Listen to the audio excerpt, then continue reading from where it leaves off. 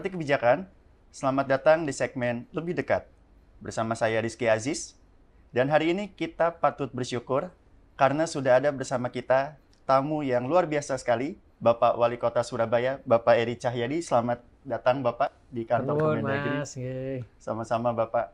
Dan pertama-tama Bapak Wali, kami ingin mengucapkan selamat atas perolehan penghargaan Innovative Government Award 2022 ini kepada Pemkot Surabaya. Mungkin kita bisa diskusi singkat ya Pak ya. Untuk yang pertama nih, tadi Bapak sudah mendapatkan apresiasi dari Bapak Mendagri atas perolehan trofi Innovative Government Award 2022 ini. Dan memang Surabaya ini kami catat sudah memiliki banyak sekali inovasi.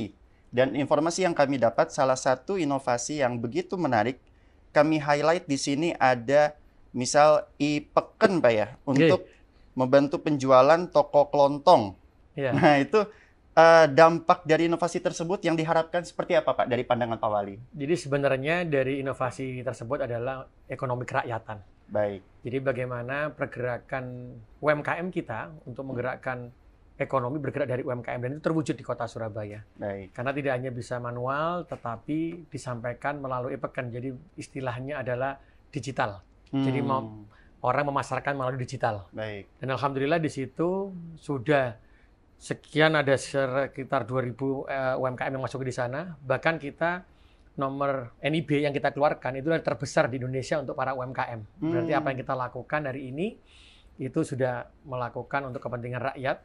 Jadi NIB yang terbesar kota di seluruh Indonesia adalah Surabaya yang dikeluarkan. Yang kedua, belanja untuk UMKM yang dirilis oleh LKPP 1,7 triliun itu juga dari kota Surabaya.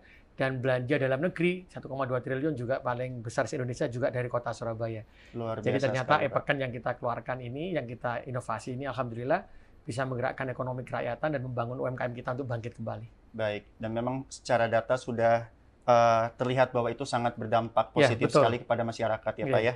Juga kami ada inovasi lain yang kami highlight di sini sangat menarik Pak, yaitu Jago Ceting. Ini jagoan cegah stunting. Ini di bidang kesehatan ya Pak ya, seperti apa ini Pak? Jadi gini, di Surabaya ada aplikasi yang sebenarnya berbicara satu dengan yang lainnya terkait. Baik. Saya ingin membangun Surabaya bukan karena pemerintahnya yang hebat, tetapi bagaimana pemerintah itu adalah khadimul ummah, yang adalah pelayan masyarakat, sehingga menggabungkan semua masyarakat yang ada. Dan pencegahan stunting di kota Surabaya ini adalah melibatkan masyarakat. Bagaimana masyarakat itu turun ke bawah, akan melaporkan, akhirnya kita berikan vitamin, kita berikan permakanan. Dan yang permakanan ini yang masak adalah UMKM-nya. Baik. Jadi UMKM itu kita latih, kita berikan gizi yang dari Dinas Kesehatan, makanannya apa saja, lauknya apa, mereka yang memasak, mereka yang mengirimkan. Disitulah akhirnya ada guyub rukun.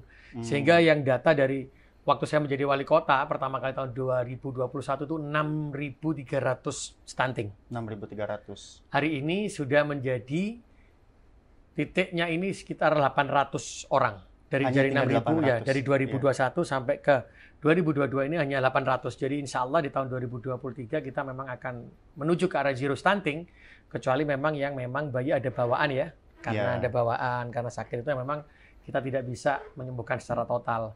Tapi itulah yang saya lakukan. Jadi pergerakan masyarakat sangat luar biasa. Karena ini tidak lepas dari peran dari UMKM tadi. Sehingga bayi stunting pun ketika kita gerakkan pemberian permakanan juga bisa menggerakkan ekonomi ketika UMKM yang kita berikan pekerjaan untuk memberikan makanan. Dan kita latih mereka untuk memasak ya. Baik, Bapak. Dan setelah menjadi kolaborasi yang sangat luar biasa di kota Surabaya. Jadi implementasi dari aplikasi ini sangat bermanfaat sekali dalam kemajuan penanganan stunting di Surabaya ya Pak ya? Jadi sebenarnya ada dua kemajuan yang stunting ini juga sangat turun. Yang paling utama adalah guyub rukunnya masyarakat. Ini yang saya ingin bangun betul. Ternyata sangat luar biasa dengan Jago Canting tadi itu sangat luar biasa. Stuntingnya turun, guyub rukunnya masyarakat terjaga. Baik Bapak.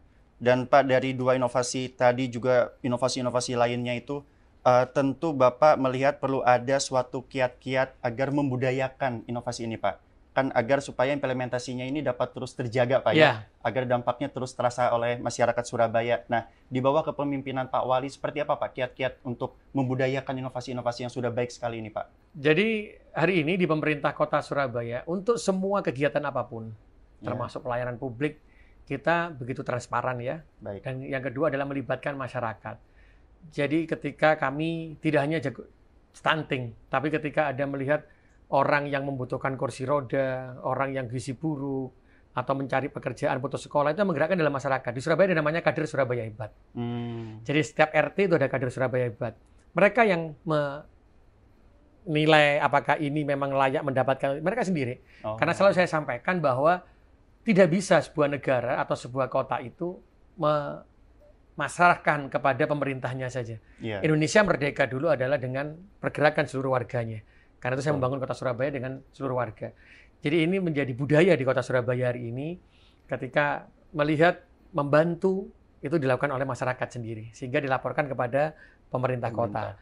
Karena kita sudah satu database, maka mereka cukup turun ke lapangan, mereka memasukkan data, akan di tempat kami, kebijakan kami untuk mengambil sebuah keputusan terkait anggaran di tahun depannya, itu adalah dari masukan masyarakat secara langsung. Baik, jadi keterlibatan masyarakat sangat terlihat sekali. Betul. Ya Pak ya? Surabaya sekarang guyup rukunya, karena ini sekarang dengan model yang tadi disampaikan terkait dengan e-pekan, itu alhamdulillah ekonomi kita, laju ekonomi di kota Surabaya itu sekitar 7,3%. Jauh di atasnya provinsi dan nasional, yang cuma 5, penurunan pengangguran yang semula kita 9,3 sekarang menjadi 7,1. Turunnya drastis. Kemiskinan yang semula 5,7 sekarang menjadi 4,3. Inilah dampak dari inovasi-inovasi yang kita lakukan. Alhamdulillah tampak bisa dilihat sekarang. Baik, Pak Wali.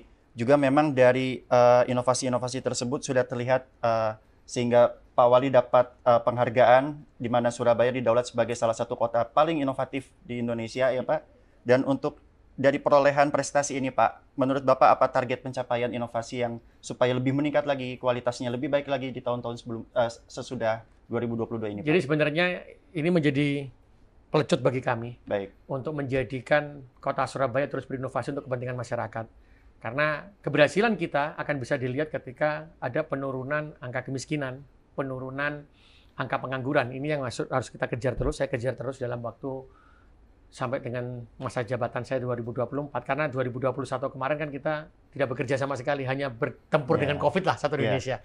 Jadi tujuan ini adalah pelecut bagi kami, semangat bagi kami, matur nuwun Pak Mendagri, sehingga inilah menjadi kekuatan kami untuk mewujudkan kesejahteraan umum dan mencerdaskan kehidupan bangsa di kota Surabaya. Yang insya Allah target kami nanti di tahun 2023, seperti arahan Pak Mendagri, 3 triliun anggaran kota Surabaya akan digerakkan untuk UMKM kota Surabaya, yang di sana pasti akan mengurangi pengangguran, dan itu juga akan mengurangi kemiskinan. Jadi insya Allah arahan Pak Mendagri akan saya jalankan, arahan Pak Presiden akan saya jalankan. Tadi saya sampaikan 3 triliun. Kalau hari ini cuma 1 triliun, tahun 2023 kita pastikan 3 triliun yang untuk langsung ke masyarakat. Baik, luar biasa sekali. Dan yang membuat saya bangga satu, Mas, saya lupa. Iya, Pak. UMKM kita sangat luar biasa. Karena pemerintah harus memberikan contoh. Seperti baju yang saya pakai ini adalah baju UMKM. Produk UMKM lokal? Ya. Wah, luar biasa sekali. Berarti Pemkot Surabaya sangat memperhatikan betul peningkatan kualitas UMKM di Surabaya, Pak ya? Iya, jadi kita bisa melihat bahwa beberapa pegawai negeri yang di sana belanja di UMKM. Karena kami produk-produknya kami, seperti batik itu, semuanya UMKM. Yang dipakai adalah UMKM. Alhamdulillah sekarang di semua hotel juga UMKM-nya kota Surabaya. Jadi peran pemerintah ternyata sangat luar biasa ketika memberikan sebagai marketing ya. Seperti yang disampaikan Pak Mendagri, sama Pak Presiden, Pak Menpan, itu yang saya terapkan dan alhamdulillah ternyata sangat signifikan. Baik, Pak Wali. Baik, Bapak Wali Kota Surabaya, Bapak Eri Cahyadi, terima kasih banyak Pak atas waktu dan kesempatan yang sudah diberikan.